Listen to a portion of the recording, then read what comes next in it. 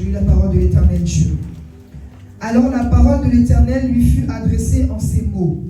Lève-toi, va à Sarepta, qui appartient à Sidon, et demeure là. Voici, j'ai ordonné à une femme veuve de te nourrir. Il se leva et il alla à Sarepta. Comme il arrivait à l'entrée de la ville, voici, il y avait là une femme veuve qui ramassait du bois. Il l'appela et dit, « Va me chercher, je te prie, un peu d'eau dans un vase, afin que je boive. » Et elle alla en chercher. Il l'appela de nouveau et dit, « Apporte-moi, je te prie, un morceau de pain dans ta main. » Et elle répondit, « L'Éternel ton Dieu est vivant. Je n'ai rien de cuit, je n'ai qu'une poignée de farine dans un pot et un peu d'huile dans une cruche.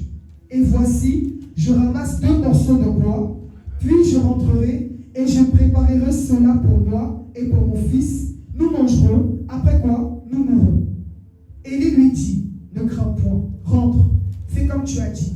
Seulement, prépare-moi d'abord avec cela un petit gâteau, et tu me l'apporteras, tu en feras ensuite pour toi et pour ton fils.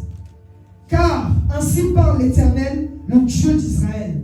La farine qui est dans le pot ne manquera point, et l'huile qui est dans la cruche ne diminuera point, jusqu'au jour où l'Éternel fera tomber de la pluie sur la face du sol. » Elle alla, et elle fit selon la parole d'Élie.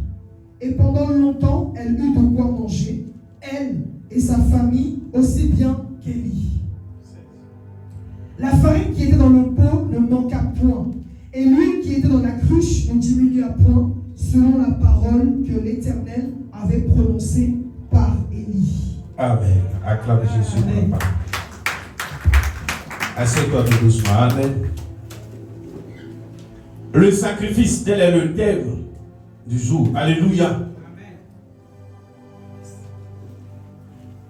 La Bible nous dit que Élie avait prophétisé sur Israël. Vu que Akab, le roi, s'était mal comporté, il s'était détourné de la foi du vrai Dieu et il s'était tourné vers les dieux de Baal, qui étaient les dieux de sa femme Jézabel. Alors Élie déclare une parole pour dire, il n'y aura ni rosée ni pluie en Israël, sinon à sa parole. Alléluia. Amen. Donc, il n'y a plus de pluie ni de rosée en Israël. Maintenant, c'est que le sol est devenu dur. Le sol n'est plus propice à la semence. Donc, il n'y aura plus de nourriture également. Alléluia.